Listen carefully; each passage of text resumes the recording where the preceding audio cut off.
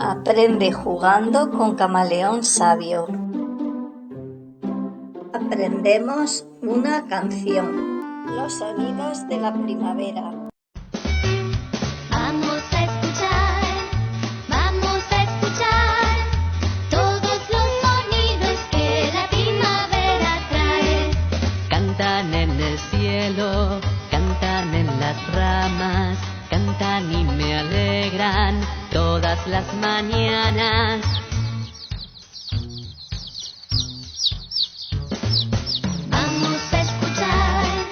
Vamos a escuchar todos los sonidos que la primavera trae. Presten atención y adivinarán quién entre las flores zumba, viene y va.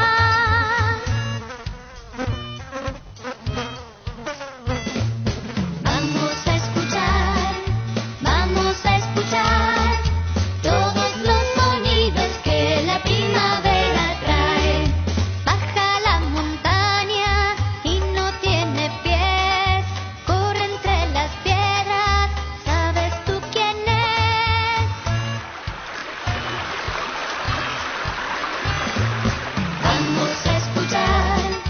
Vamos a escuchar todos los sonidos que la primavera trae. Salta, saltarina, salta muy alegre, canta en la laguna, canta cuando llueve. Vamos a escuchar todos los sonidos que la primavera trae.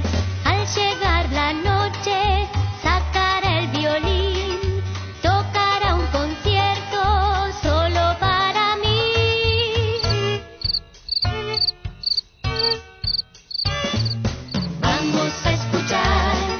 Vamos a escuchar todos los sonidos que la primavera trae. Te invito a que te suscribas a mi canal, le des a me gusta y compartas con tus amigos.